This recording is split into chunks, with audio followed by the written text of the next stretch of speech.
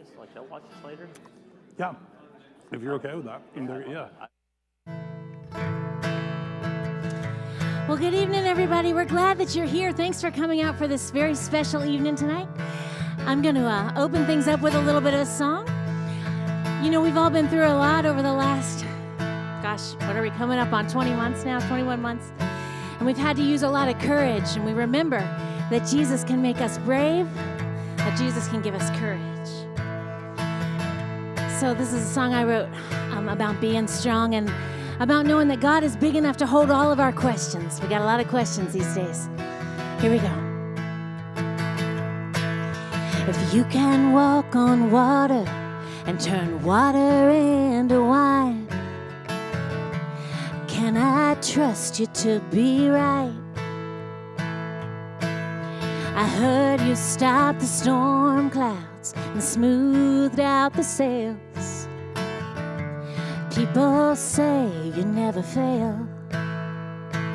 If even the wind and sea obey you, maybe I should get in line, setting my sight on your direction to trust you every time.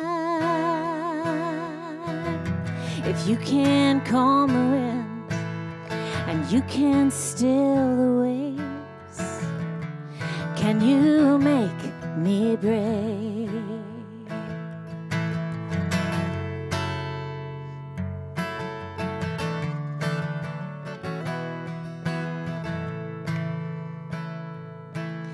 If you can feed 5,000 with 5 little loaves of bread, can you clear up my head? And you can tell a story that makes my heart skip a beat. Can you give me what I need? If even the wind and sea obey you, maybe I should get in line, setting my sight on your direction to trust you every time. If you can calm the wind and you can still the waves, can you make me brave? I guess good news comes in blessing and in every crust of bread, a thrill of hope that calls us back to living from the dead. So if you can heal a blind man and rise up from the grave, can you make me brave? If even the wind and sea obey you, maybe I should get in line, setting my sight on your direction to trust you with my life. If you can calm the wind and you can still the waves, can you make me brave? Yeah. Can you make me brave? La la la, la la la.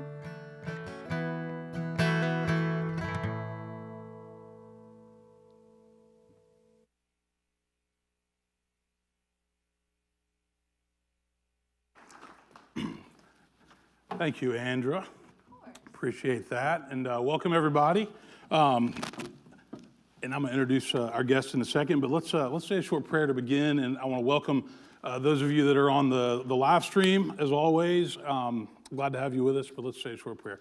Loving God, thank you for this night. Thank you for these leaders that serve our church and for the mission of Woodmont and all that it does. Please be with us as we talk to Dr. Jahangir and hear his insight, his wisdom, and what he's learned over the past year and a half. We're so grateful for him and all that he's done. In Christ's name, amen. So we called this meeting a while back to kind of talk to elders and deacons and to, I guess, mobilize everybody to think about how we can push forward, how we can get out of the not get out of the pandemic, but get out of the time of the pandemic. And so I do want to encourage all of you, whether you're here online, that if you're a leader in the church, we need you. We need you to take ownership. We need you to push forward. We need you to be here and serve, because it's been a tough year and a half. Tonight we have a special guest who's not a new face to any of us if we've been living in Davidson County.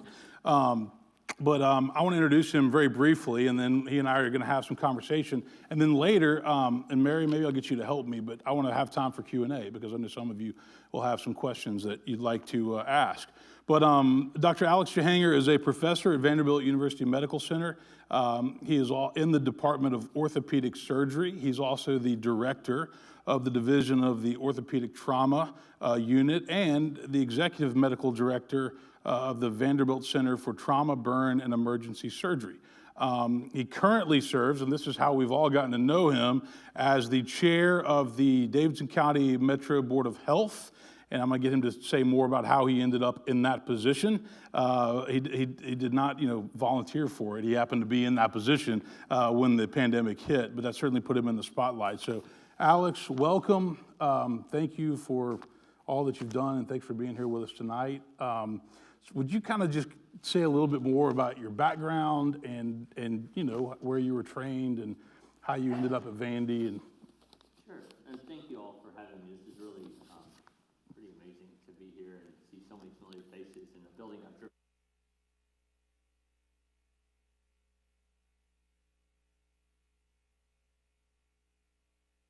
Spent down the street, going to the YMCA, going to Mr. Gaddy's for lunch. My parents would give me a few bucks. And there's an arcade, I think, close to where that greenhouse place is. And this area is home. I went to MLK for high school, and then went away for college at the end of the 90s to GW, and then ended up going to med school in Memphis, doing my residency there, and then doing a year in trauma surgery in Minneapolis.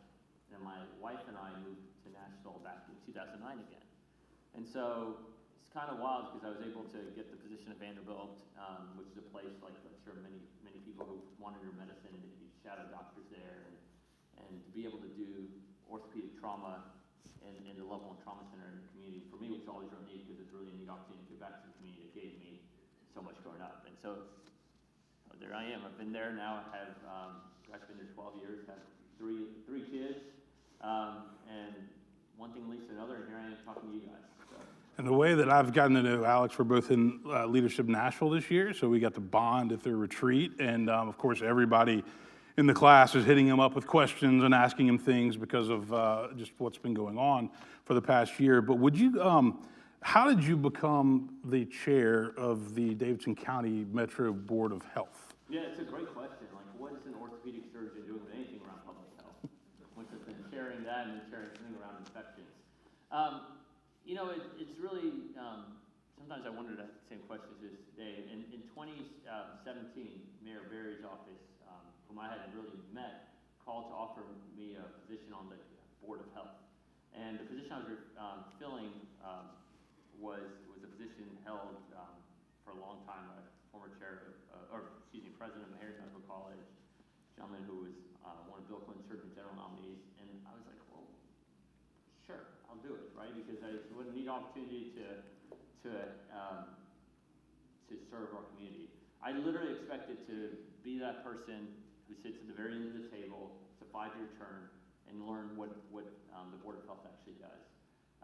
We had a turnover of the director then, and I led the search for the replacement.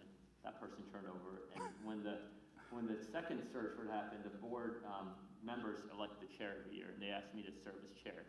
So I became chair in October of 2019, and my main objective was for 1 year, this is my commitment, was to hire a new director, and then probably roll off as chair, and probably eventually roll off as a board member. Well, we hired a new director, and he was to start March 9th. It's a Monday. First case of COVID hit Nashville on March 7th, on Saturday night.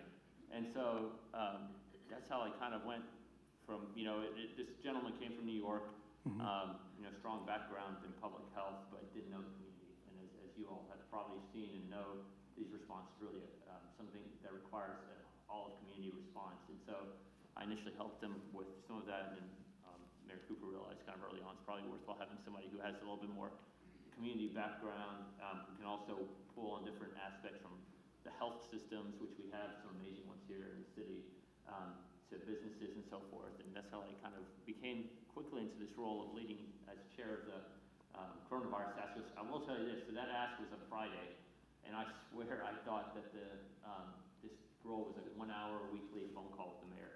I kid you not. And obviously it's less a little bit more than that. But that's how I got to this role. Okay. Yeah, so it's been a little more than an hour a week talking to the mayor. And what would you, I guess I've kind of come up with some questions that I think all of us would want to know, and then we're going to open it up to Q&A. When COVID first hit, and, obviously there were the first cases in the U.S., and then when it got, bad in New York, what were your thoughts when things first started? I think probably like a lot of us, I don't think any of us fully expected what it's become. When it first started, I remember talking to some friends on that Saturday. We had just had the tornadoes in Nashville, and a lot of our friends were actually on 12 South, like collecting stuff for the tornado relief. And I remember talking to some friends about, well, it's coming, what do you think? And I had, through my role as a Vanderbilt, we'd gotten regular updates of kind of where it was, and through the health department, we'd been following it from January. I initially, frankly, didn't think it was going to be what it has became, right? And I think it's this false sense like that we're in this amazing place that has so much great healthcare and so much great innovation, and that, yeah, it can happen over there, and it's not going to happen here. So very just admittedly, initially, before I really got involved in it, I thought, yeah, maybe it comes. We've had some previous SARS outbreaks here in the U.S. and were smaller. Bird flu outbreak wasn't as crazy as they projected. So very incorrectly, my initial thoughts were this will also pass as those previous pandemics had, or epidemics. So then when was it that it kind of occurred to you, this is not going to be like one of those, this is a much bigger deal, and it's going to affect many, many more people? As I said, we had a press conference on March 8th when we announced the first case in Davidson County. And pretty quickly within a day of that, it became real evident that this was going to be more. I very quickly saw that. That Wednesday, we had a meeting of all the leaders of all the CEOs of all the health systems, community organizations, Red Cross, state organizations. And at that meeting, it was probably the first time all those people got together. It became very evident that everyone was very worried about this. On Friday, one of the meetings with the mayors, the very first week, we started seeing modeling that projected 2,400 Nashvillians would die within the first couple of months. And I think when I saw that modeling, for me, it became very real.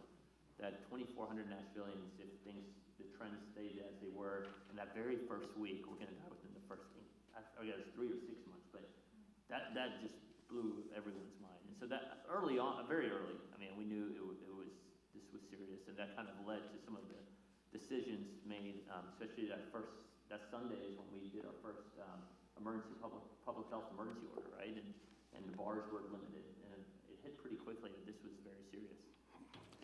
Looking back, what would you say, and especially in that initial phase, from March to maybe July, what would you say that we got right and did well? And then are there some things that perhaps we got wrong or we didn't know because we didn't know? And so when you kind of, Monday morning quarterback it, what did we do well and where did we miss the boat? Well, I think one thing we did well early on was 2 things. I think putting that first, declaring a public health emergency that first week. And it's kind of a funny story how that happened. Literally, that Friday press conference went terribly. I don't know if you guys can run the tape. I still sometimes do it. Some reporters started yelling at the director of health and then me, and it was really bad. And so we had just, I had asked for some help around communication because I realized that also in addition to the public health response, we needed a communication response. And so we had our first meeting of a PR team that Sunday, and they asked me what I wanted. I had told Helen, my wife, that, hey, I'm just gonna go to this meeting. I'll be back. We'll go to the park. And really quickly, what I realized we needed was just someone to help with kind of crisis communications. And in real time, that Saturday night was when all the bars of Broadway were doing what they normally do. But this time it was trending on national TV, and people were really worried, legitimately. Public health experts were very worried about what the implications of that were. And so next thing you know, something I'd never experienced before, the mayor came and all these other people came and the lawyers came and they were very knowledgeable about what we need to do to declare a public health emergency, which had never happened in this city. And we declared that the very first day, or that Sunday, and we were one of the first in the Southeast to do it. I put initial restriction on restaurants, bars, which limited people going out in public and potentially spreading what we didn't know. A lot of discussion whether I was right or not. I'm sure a lot of people have their opinions, but I believe that still was the right decision early on when we didn't have a full understanding of what was going on. That led, I think, to other communities in our region, in the state and the Southeast to do that, which I think was a good step. The other thing I think we did well was we recognized the only way to see an invisible enemy was to make it visible through testing. And so we set up testing sites, which are still operational, the drive-through testing sites, in an environment where testing was really hard to come by. And I think we did that as well as a community, setting up in areas where as much of Nashville as could have access to it. Now, those are things we did well. There's a lot of things I'm sure we could have done better, but one I think we should have done early on is I don't think we fully appreciated the impact of this to the immigrant community, the minority community, especially people we call essential workers, right? Because they couldn't stay at home. They couldn't, their jobs didn't give them the ability to work at home. Jobs didn't give them the ability to have pay if they didn't work, which then led to them having to make certain hard decisions about their families. Safety, right? They had to go to work or else they couldn't pay for housing. They had to take certain risks that maybe a lot of people in this room, myself included, didn't have to take. And that I think we could have done a little better at addressing on the front end. Peggy Noonan, Wall Street Journal, wrote an article kind of early on, probably early summer, where she said that a lot of the people that are making the decisions to stay home are the ones who can work from home, and ultimately the ones who could get PPP money. And a lot of the people that were told they couldn't go to work, if they didn't work, they didn't get paid, which is, I think, exactly what you're saying. And we saw that. Put people in a predicament, and there's really there was no easy answer on that. I just remember that came out, and it was just shows you what a dilemma that it was, and would be for many months to come. What would, if you look back from March of 2019, March of 2020, let's say all the way till now, what was the most difficult stretch of what, in terms of from your perspective and having to deal with this, what was the most difficult period? Or if you need to say multiple difficult periods, we're okay with that. Well, I think let me maybe generalize it a little bit. So when I think about that question, I think about the difficulty both in the public figure standpoint and in the private life, right? From a public standpoint, it's really fascinating to me. Again, nobody knew who I was 20 months ago, give or take, and that was fine with me, honestly. Like, my obscurity was fine. I mean, if you knew me outside of friendships, it's because you got hurt or a loved one got hurt, and that was really cool for me to be able to just, But what is really interesting is in some people's eyes, very quickly, I became a hero. In some people's eyes, I quickly became a villain. And the truth is, I'm neither, right? I mean, I really am not. And I think it initially was so personally, that was hard from the public standpoint. Also from a public standpoint, it was really hard because I felt, just like I think a lot of people did, a responsibility. I get that. I understand the gravity of the situation, that people listen and were following our words and our recommendations, and sometimes you worried about a decision you made and if it's the right one. On a personal note, I think what all of us probably felt, right, is the stress for our families. I actually was less at home than I would have been, right? I was out in circles that I never would have been in the community. And I worried about getting sick and bringing that home. And I have 3 young kids, but I also have parents, and my grandmother's still alive, and she was 90. And I, there was, I'll share this. It was really fascinating. I'm not one that dreams often, but I would have a recurrent dream of being on a ventilator. It was really weird. And because I see patients on a ventilator, and it just, and it went away eventually after I was vaccinated, and I guess maybe it's some subconscious thing. Obviously there was a subconscious thing. But on a personal level, that was really hard, and I'm sure we'll talk about kids and vaccines, but that weight is hopefully within the next hopefully next week will be lifted off me, because I really still have anxiety about bringing the disease home to my kids. And because I take care of patients who have COVID, I never, and anyway, so that's kind of a sum. So you were feeling the same stress that everybody else was while doing the job. Yeah. What, I'm kind of looking back, I can't remember exactly, you might know, how many press conferences did you do over the course of 12 to 18 months? The mayor and I together did 101. And then there was a while where they wanted me to do like a few. So I did probably 15 or 20 without the mayor. And then everything else. So what was that like on a regular basis, having to go before cameras, answer questions from the lovable press, who are always very nice, right? And know that whatever you said, it was not going to be good enough for somebody. Well, I will say, in all sincerity, I would say 90+% of the local media and most of and national are doing their job well, right? Mm-hmm.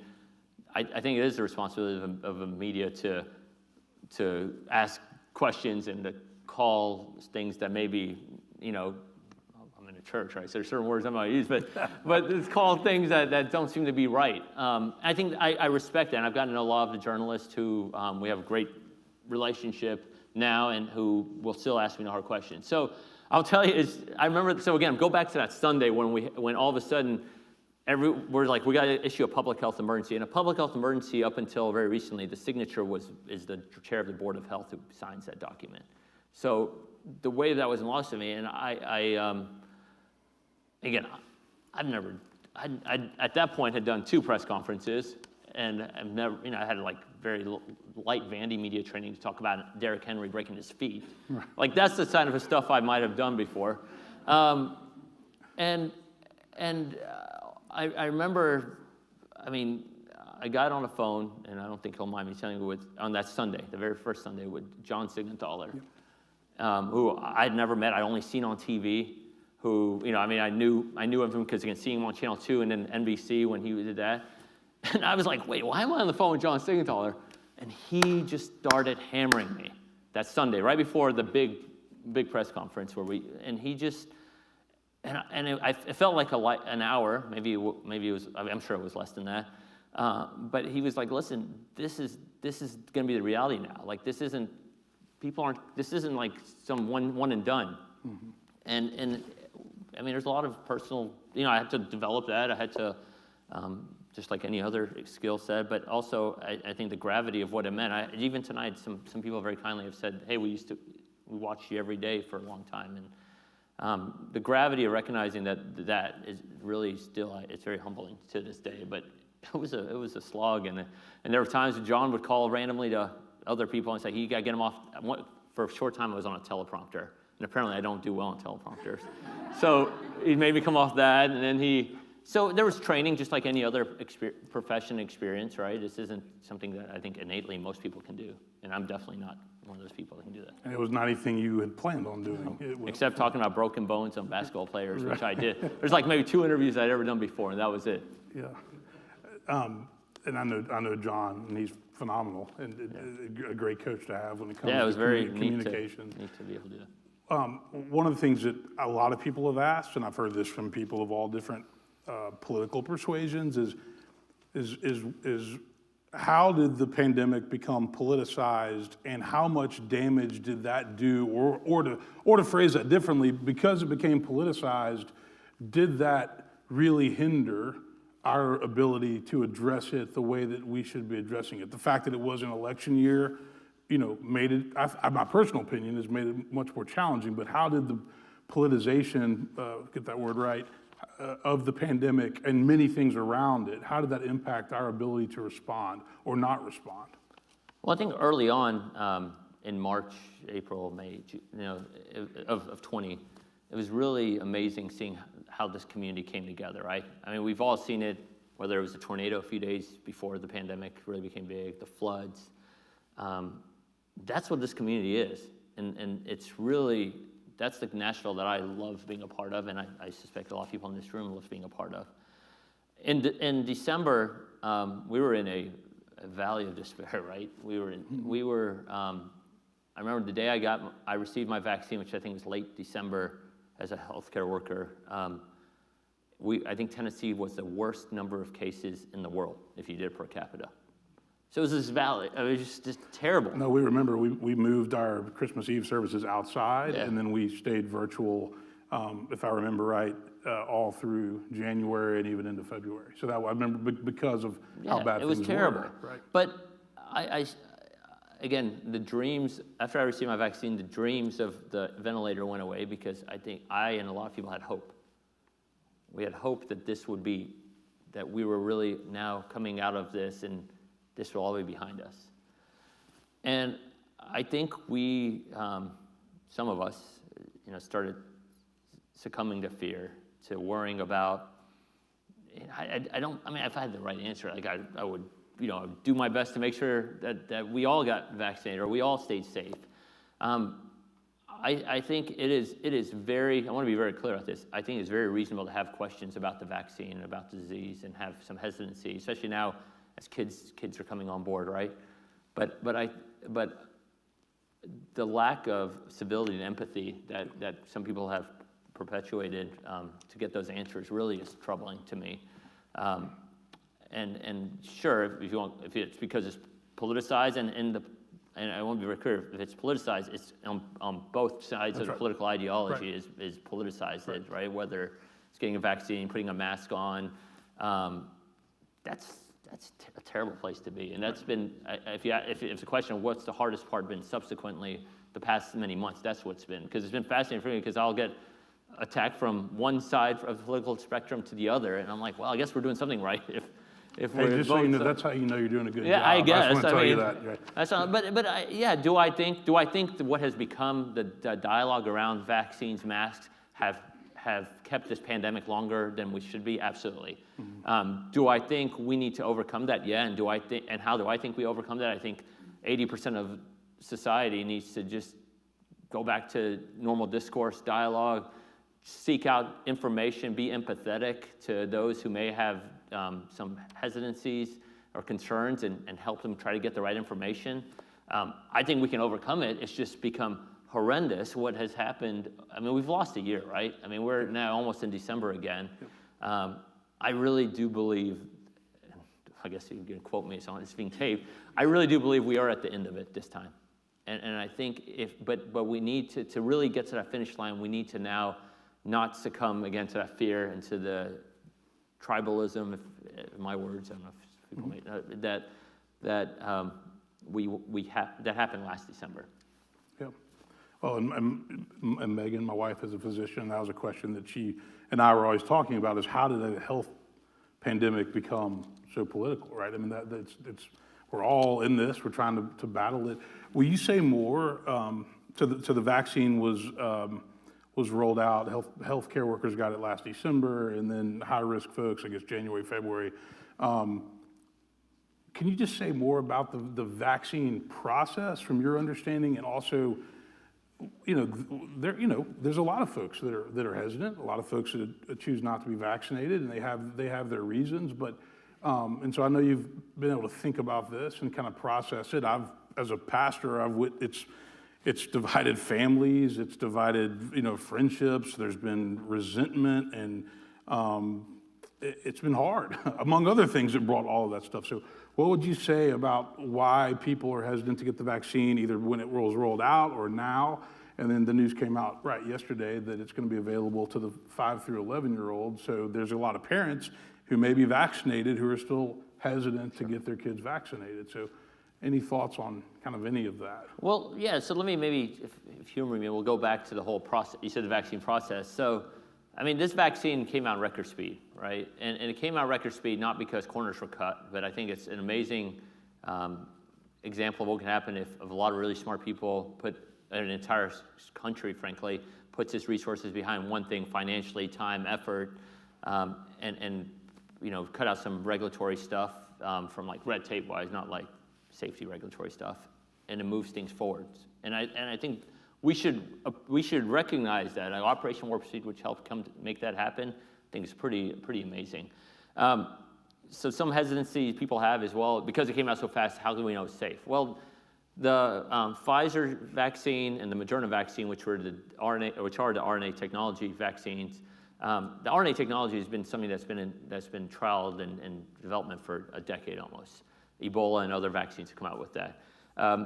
Typically, for a vaccine to come to market, I think that about 10,000 people are trialed in the phase 3 clinical trials. Both of those vaccines had 30,000. The Johnson & Johnson, which is the more usual adenovirus technology, 60,000 people were initially in the trials that allowed those to become emergency use. We now have had millions and millions of people receive all three of those vaccines, not to mention the ones in Russia, China, and all that, but those aren't available here. So there are other vaccines out there.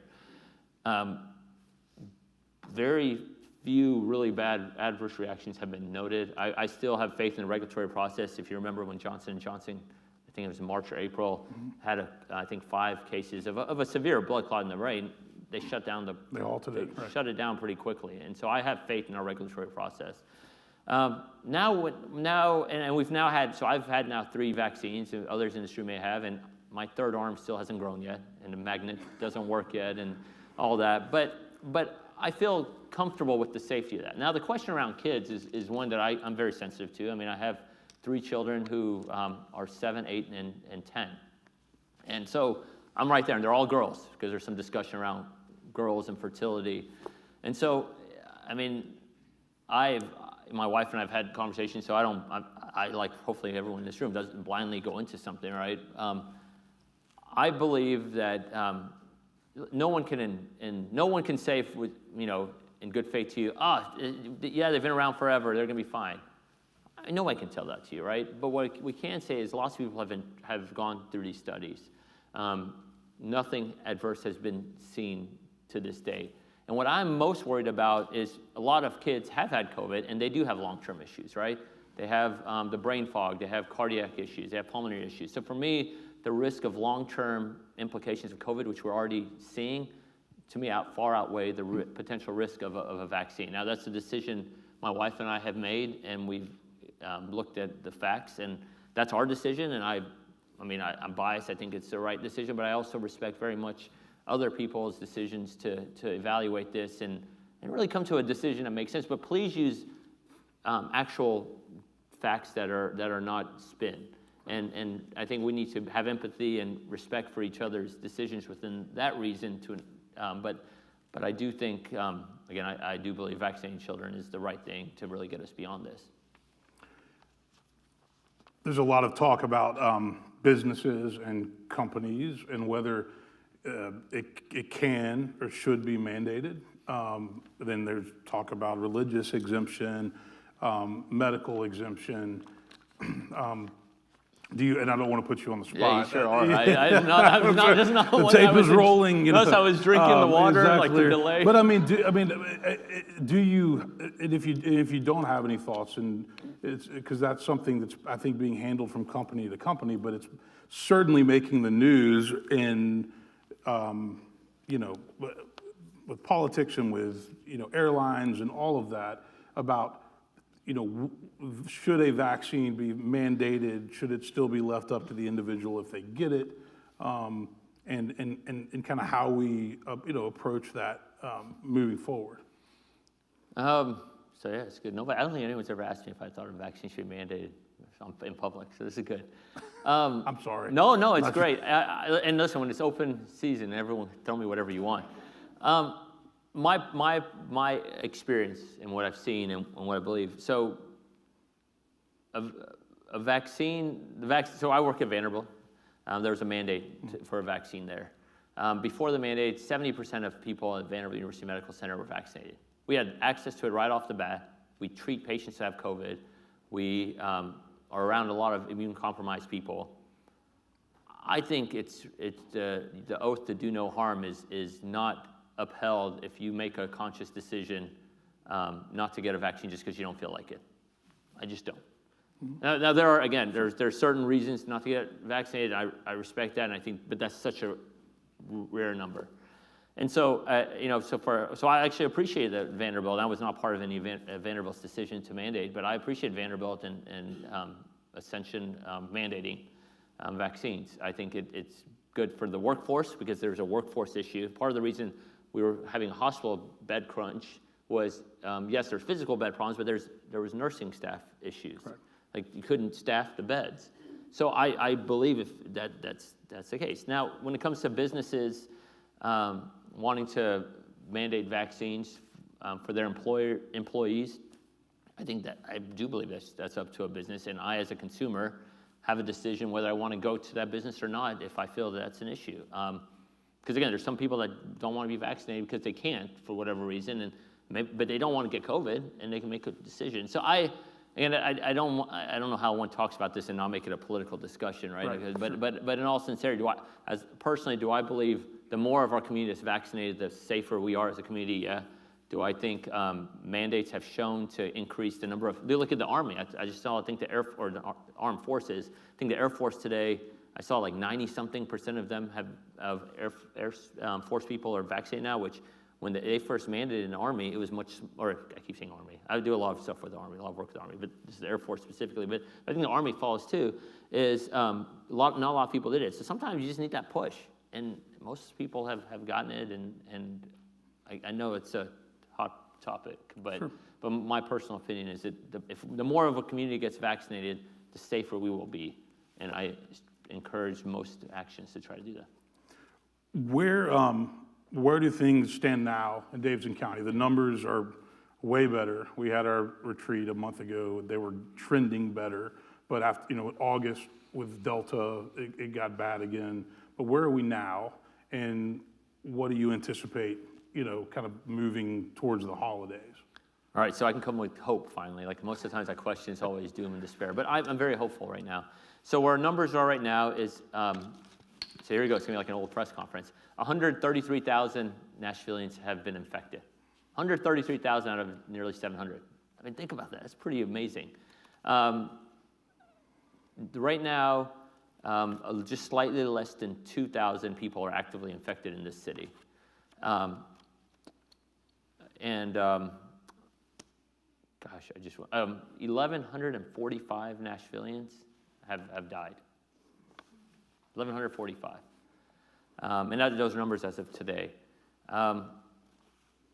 But, so that's, no death is all the deaths, are troubling. Most, if not all of these deaths now are unvaccinated people. And I hate saying that, but then there are a few exceptions, so I don't go and say, Alex said, if you're unvaccinated, that's the only reason you die. But it's sad. But that's the sad part. The happy part is right now we are at 13 per 100,000 cases. We are at a case positivity rate, so the number of tests that are taken, how many test positive, of around 5%. If you look at the CDC metrics, there's two metrics where they color code. The cases per week per 100,000, they have low, moderate, substantial, and high. We are in the substantial, so we're third out of 4, which is good because we have been in the red forever. And then the percent positive rate, we are 0.2% from being in the low category, so in the best category. That's really good. The last time we were near this was in June, end of July, or end of June, early July. Of this year. So we're good, and I think the trends are heading that way. Here's why I'm hopeful this will stay. We have a 58% vaccination rate, fully vaccinated in Nashville, Davidson County, which is consistent with the national average. 10 points higher than the state, but consistent with the national average. We have a lot of people are getting boosters, right? And I think I started seeing a lot of my friends and colleagues get breakthrough cases in August because, again, we were on the first wave of people who got the vaccine, and so people are getting boosters, which is good. Children are about to be vaccinated from 5 and above. 12 and up have been able to be vaccinated. Only 30%, by the way, of 12 to 18 in Nashville have been vaccinated, so it's consistent with national average. And then the other thing, which isn't really a positive, but it's true, a lot of people got sick at this Delta wave. And that gave a lot of natural immunity to a lot of people for, I don't know how long, right? That's the whole argument against relying purely on natural immunity because it varies. But there are people vaccinated right now. So I think going into the Thanksgiving, Christmas time, I really do feel that we're going to be at a good place. There's no crazy Delta, or there's no crazy variant out there that's brewing. If you remember, of Delta, we could see the impact it was having in India about 3 months ahead of time. We're not seeing that anywhere in the world right now. There's some variant of a Delta here in 8 states, but I think it's immune to the vaccine, or the vaccine protects you from it. So that's why I'm hopeful. I think we'll continue that way. I encourage you to help me get your colleagues and friends vaccinated. I think that's the best way to do it. So a lot of the folks here and watching are leaders in the church, so they're board members, elders, deacons. Kind of looking back over the past, year and a half, 20 months, what would you say are the leadership lessons that you've learned, having been thrown into a situation that you probably never would have dreamed of? You certainly didn't sign up for when you accepted the role of chair. Other things that you would say, this is what I've learned, this is how I've grown. Sure. So, some of the stuff I say I'm sure will resonate. I've tried. There's people in this room that are much more substantial leaders than I've ever been. But lessons I've learned, somebody who's actually I developed a great friendship with, who has lots of words of wisdom, is Chief Swan. Will Swan is the fire chief. And I remember him saying, especially one thing, I don't need to get into too much, but I had a really thin skin than I realized. Much thinner skin than I realized. Should become a preacher that solves that. Gosh, yeah. I still get hits, but now they're funny to me. But whatever. But I bring that up because I remember once I was just so irritated by something that was said that it just wasn't true, and I felt the person was probably less intelligent than I. That's maybe a different word I would use. And Chief Swan said, "Look, you just got to do the right thing, no matter what, and you just got to know if you have good values and you do what you know or is the right thing, then that's it." So that, I know it sounds very trivial, but that's how I've tried to provide any advice, any things we've done, and then bring like-minded people around who may differ but at least have the same values. The other thing that, for me, it's, and again, every leadership book you read this now, but it's true, the humility of it. My gosh, how many times have I, as a trauma surgeon who aren't known for our lack of ego, been humbled in this past 20 months, right? A lot. And I think the humility of recognizing when you're wrong, admitting it and moving on, and being just honest about that, I sometimes feel like we lack that in today's society. And maybe it's the big ego that allows me to feel comfortable saying I was wrong, because you only take me down so many notches. Just kidding. But in all sincerity, I think doing the right thing based on core values and then the humility have really guided me well, I think, through this process. But in terms of the thin skin, I would guess you learned pretty fast. There's no way I can win across the boards here. If I give my honest advice, there's going to be people that love what I'm saying. There's going to be people that think I'm nuts, and that is what it is. So, and that's like any other leadership position. Yeah, but that's why I think it's so important having if you do what your core values really are, then it's very easy. Then you don't have to think about like what you said or how you said it, because every time you say it, it's going to be the same general principle. The thick skin is easy for me to develop. It has not been easy for my wife to develop, by the way. And I think that is one thing that we've also lost in this world recently is our loved ones love us, right? And I'm fine. You could call me whatever you want, but it really is interesting how much my mom, my dad, my wife, like my dad will, there was things, especially around the mask mandate, my dad would call me worried about my safety because of some of the stuff he would read. And it's really, it's pretty sad, right? It's sad that we as a community sometimes would come to that. But anyway, that's it. Well, the dehumanization, regardless of your perspective, and the Woodmont, I know you don't know a ton about Woodmont, but we're a Big Ten church. We got lots of perspectives. We got lots of politics, and that's one of the things that I try to talk about, the staff tries to talk about, is What about civility? What about dialogue? What about disagreeing respectfully? What about listening? And a lot of that has been lost in our culture. I mean, unfortunately, and these folks have heard me say this, but we kind of faced a perfect storm between the pandemic and the shutdowns, and then you had a political race in there that was rough, and then you had the racial tension and the riot. I mean, all of that happened in this condensed period of time, and any one of those things by themselves was enough, and we had to deal with all of them at one time. Mary, would you get a mic? Actually, yeah, Matt, could you get her, Stephen, get a microphone? I'm going to ask one more question. Oh, yeah. There you go. Great. Thanks. Hopefully that hasn't been bad the whole time. Is there any? How have you grown? I mean, if you look at Alex Jahangir, March 8th, 2020, and Alex Jahangir, November 3rd, 2021. How are you different? How have you grown, personally? I think I've, and I would curious, I would love to hear what most people think, because this may be true for a lot of people, but I've personally become a lot more introspective and self-reflective. And while I've always valued my family and the support systems I have, I've really, really, really grown to value them. But the self-reflection part was not something that I ever, sure, I had some self-reflection, but I actually kept a journal, right? And I never did that before. I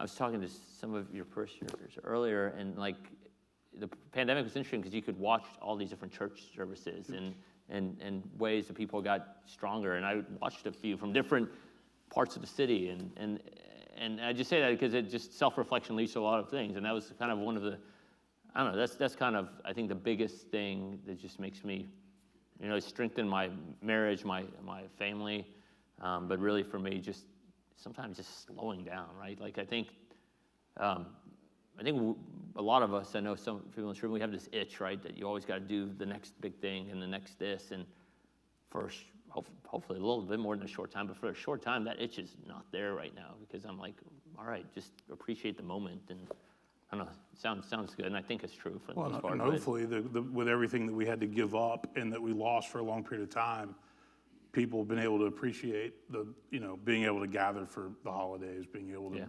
have people over to their house, being able to be together, because we did give that up for a long time. Being able to sit here, right? Being able to sit in the chapel. And all right, I do want to open it up. I don't know how long my microphone was down, but hopefully you guys could hear me. Mary Welsh, you're going to, I think, see Bob Freeman has a question in the back. Well, thank you. First and foremost, thank you for all you did. I was one of those people who watched every day, and it gave me a lot of confidence knowing that we were in good hands. So, personally, thank you. Thank you, Bob.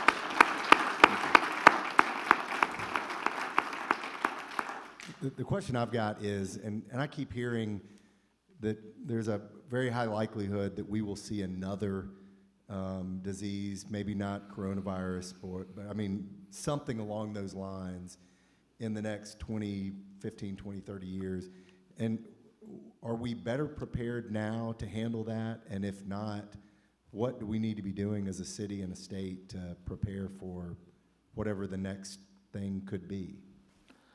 Well, gosh. I've only read one COVID book, and that's Scott Gottlieb's book. I don't know if you guys have read this. But he talks about preparedness more on a federal level. But on a state level, here's what I worry about. And Bob and I, full disclosure, know each other. I know he's a state representative. In fact, represents me. Thank you, Bob. But here's what I worry about from a state level. So I guess there's some inevitable politics here. Is we had tools available to us on March 8th that allowed us to do what we felt could mitigate the disease early on. And those tools were I, as the chair of the Board of Health, signing a public health emergency, which then allowed several things to happen. And listen, I get some of the stuff that happened caused a lot of pain and discomfort. I'm happy to have that dialogue too. But we had those tools, right? We could declare, we could place in mask mandates, we could limit capacity, we can do all the things we did. From what I understand, we don't necessarily have that anymore. I, as a chair of Board of Health, for many months now, no longer have any authority, and that's fine. But at least the mayor had the tools available to do some of these things. So what I worry about is what happens if a generation or two from now something like this happens again, and there's no historical context per se as to why can't we respond as fast as they did back in the 20s. And that does worry me, right? Now, there are things that we as a city have done that I'm proud of. One of the biggest angst I had was that we didn't do as good of a job initially with our immigrant and minority communities. Well, we've developed relationships with community groups that have the trust of those communities that we've now kept going. We have a regular work group. We've funded, the federal government's had a lot of great funding to build on some of these programs, which we've taken advantage of as a city. So there's certain infrastructure things we're doing well. There's certain logistical things like supply stuff that we're doing better. I think the hospital systems, being in this great city, are doing some great things to have some infrastructure things in place. But when it comes to ability to respond quickly, I do worry that there's some tools that we have potentially taken off the table that we really didn't need to. And it sounds really cool right now, but again, 2 generations from now, we may not have those tools, and people may have forgotten why we don't have those tools. All right. Got one down front here. I have one comment and one question. Whatever happened to the golden rule? Do unto others. I think if people had put that first, we'd be in a better place. Personally, I had the Pfizer vaccinations. Do I want another Pfizer, or do I want Moderna? Because I've heard that it might be better doing different. Yeah, I think the mix and match. So I think get a booster. And I think there's some statements that if you had the Pfizer and Moderna, maybe gives you instead of 91% effectiveness becomes 95%. That's fine. I think the bigger thing, if you've had Johnson & Johnson and 1 dose of Johnson & Johnson, you should get a mRNA vaccine as your boosters. What recommendations are for most people. Now there's variants, but I think that's up to you. Pfizer's more readily available in our city, so your booster may be easily, but vaccines.gov could tell you put in your zip code and what vaccine you want, like the 3 ones approved, and they'll tell you exactly where they have availability. So that's the best place to find if you want to go mix and match. Charles Robert Bone has a question. One, thank you both. Most importantly, will Derrick Henry be back for the playoffs? Can you tell us what a Jones fracture is? This is critical. Did you do a surgery? No, I didn't do a surgery. I've been asked that question. It's funny, I've had more media requests for that yesterday than all today for child vaccines. But I answered the child vaccine interviews. I didn't touch Derrick Henry this year. No, I did not do a surgery, and our mutual friend didn't do it either, because I have 2 in town I would have do it. And I hope to God he's back in 3 months. But 3 months, that's what I'm hoping. But what did he break? He broke this outside part of your foot right here, the small toe, right at the very tip where that toe ends. So to walk, you need to have your big toe, your little toe, and then your heel. And he broke this part of the component of it, and then he ran on it for 29 carries. I suspect that's been an injury he's been nursing for a long time, but he just seems like such a machine. I don't know. He is a machine. But I hope 3 months, and just in time for the playoffs, maybe. Yeah. Yep, in the back there, Rich. Again, thank you. The daily press conferences were comforting, kind of doom and gloom sometimes, but knowledge was power, so really appreciative. I've got 2 questions. I know I saw today it was announced that Bridgestone is dropping their indoor mask policy, and I know sometimes when you go to the CDC website, it says one thing, and then our local state cities are doing other things. What guidance should we follow on that? Should we wear a mask indoors? Yeah, so that's such a hard question to answer. So Bridgestone, I think, let go of their vaccine, showing proof of vaccination. I'm not sure about the mask, but I haven't read. I just saw a couple of. So this is part of the issue of the politicization, right? I think part of the missteps on the federal level is the directions were so mixed and matched. I think the CDC guideline still is in indoor areas to wear a mask, especially if you're unvaccinated. If you're in a more heavily dense place, wear a mask. My personal thought is be aware of where you're at. So, for instance, our little bubbles of friends I know are all vaccinated, so I'm a lot more comfortable being without masks. And mainly, again, for me, it's the kids, right? If I get ill, it won't be that big of a, hopefully it won't be that big of a deal, where if the kids get it, it's a hit or miss until they're vaccinated. So the recommendation still for CDC is what I mentioned. My personal way I approach it now, if I know I'm in an environment where a majority of people are vaccinated, so typically my work environment, although I follow my employer's rules, right? So that's why I think employers should have the rules, the ability to set what rule they want. I'm comfortable without a mask, but if I'm in a really crowded area, if I'm with my kids, I'll model wearing a mask for them, but also because I'm in a crowded area, I don't want to carry that and give it to my kids. So that's my personal opinion, and I think it's based on some facts. So I'm curious if your position on that will change once your kids are vaccinated? And I guess a different way to phrase the question is, at what point will people feel, some people felt the green light to push forward a long time ago, other people are, at what point should we feel the green light to go? And that's everybody answers that differently, but well, for you, is it for getting me, your kids it's when vaccinated? my kids are vaccinated, I feel like I've completed my obligation as a parent, and as because then my entire family is covered, both my parents, grandmother, and my kids. That's my personal thing. Now, it's a sense of community, right? So, but at a certain point, I think we all have given so much as a community, right? And 58% of this community has been vaccinated. It's in line with the national average. I think that says something.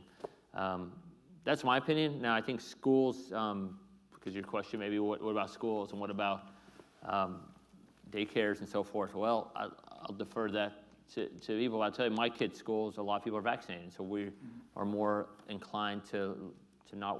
And my kids' school is probably one of the most extreme on getting masked and everything, but we're talking about releasing those too, because the whole point of getting vaccinated is so you can get back to life, right? That's right. And I think if your circles are more and more, you're more and more confident that your circles are mainly vaccinated and people are comfortable. I'm personally fine not wearing a mask, but I would say the one caveat is we should also not discourage people from wanting to wear a mask, right? Because we don't know what's going on with people.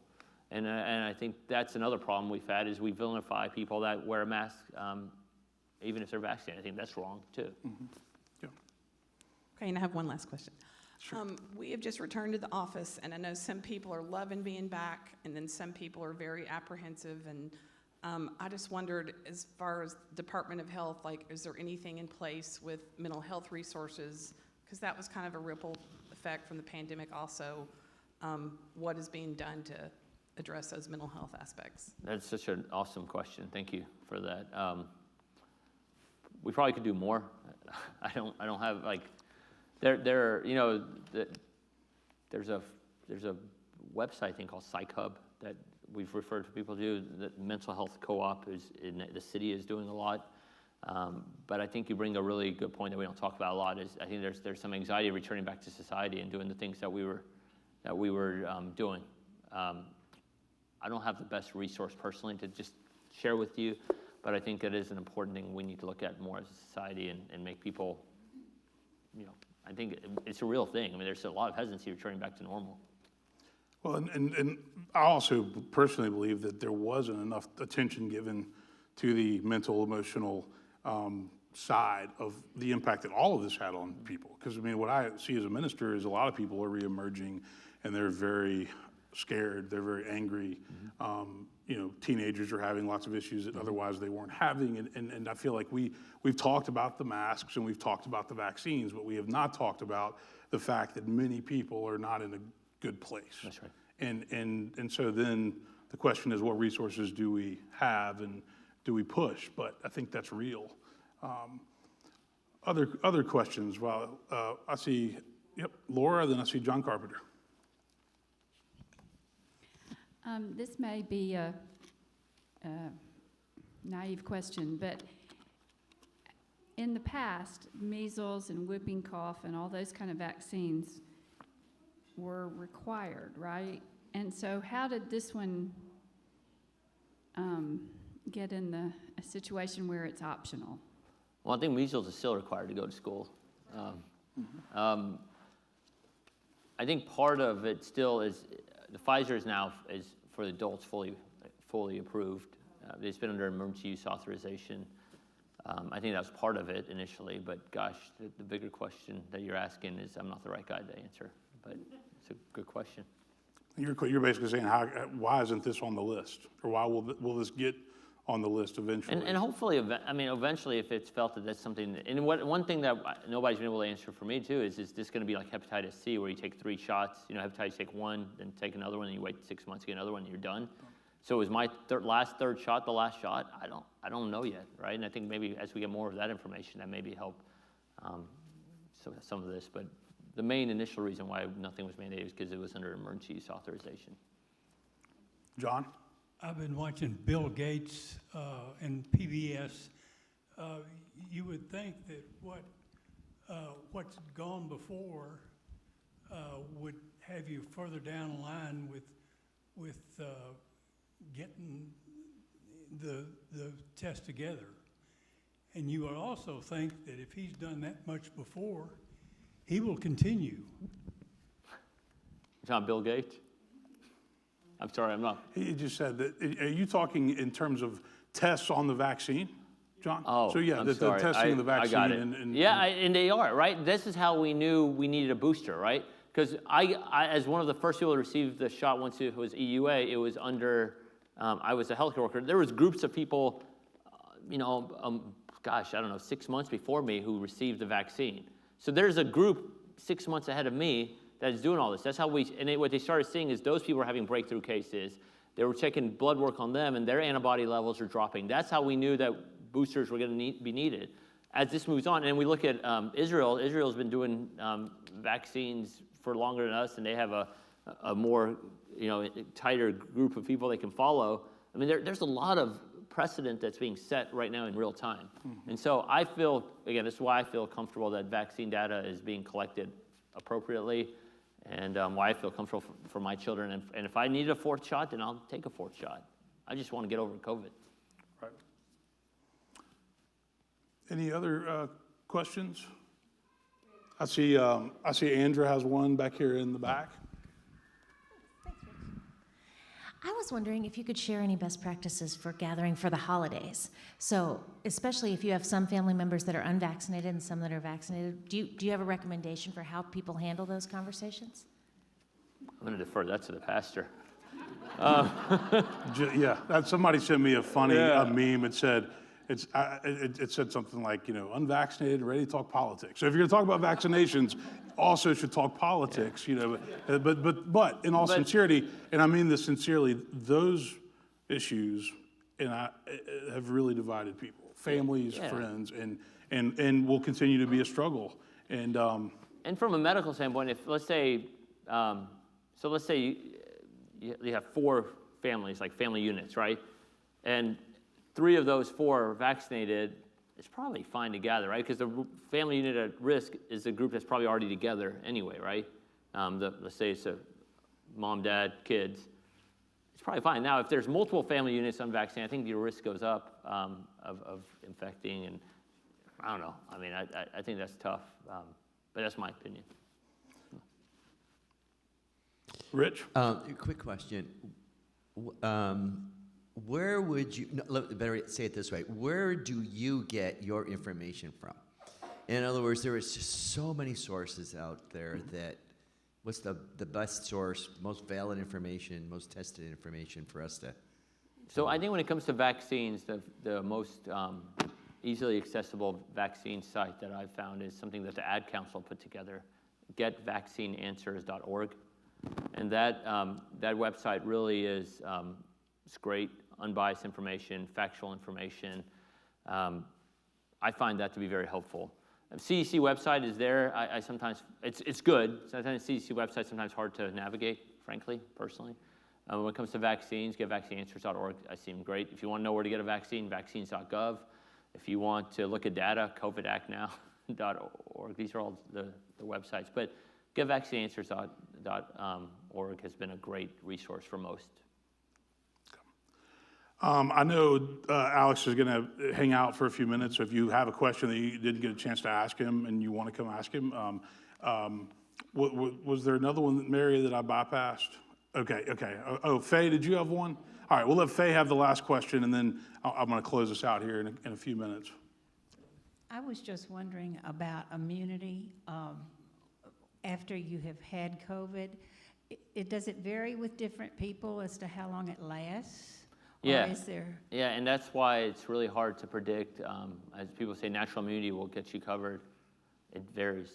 Some people, it lasts a while. Some people, it doesn't. Where the vaccines have been shown to be more consistently keep you protected. I can give you an example of that, Faye. Montgomery and I got COVID in June, July, and Clayton got COVID on Christmas Eve last year, so we went and got our antibodies test. Montgomery had antibodies, I did not, and we had it at the same time. So, Yeah, it's good. you know. Analogy. All right, I'm going to do something because I want you guys to know that there's a lot of people in our community and, you know, in the church who do really hard jobs and they don't get thanked. And this man has done, and is still doing, but has done a really hard job. And so, Alex, this is for you, and we have a Yeti cooler, and this is a present for you as kind of a thank you from Woodmont, your friends at Woodmont, just for all that you've done over the past year. I hope that you'll put some wine or Cokes or beer in this thing. Take your wife on a date. Thank you. But this is just a token of our gratitude for what you've done for our community. Would you all join me in thanking Alex Jahangir? Thanks. I really appreciate it. You didn't do that. Absolutely. Thank you. And I'm so grateful to you all. I really appreciate this. Thank you. Can I make one last point? My one last point, in all sincerity, and this means so much, thank you, is this community, like, this is how we're going to get people above the 58%, right? Me as a talking head on TV, not so much. The church, the community organization, that's how you do it. So thank you all so much, and thank you all for coming. All right. Thank you all for coming. And I'm around, so thanks, man. Is that right? Absolutely, man.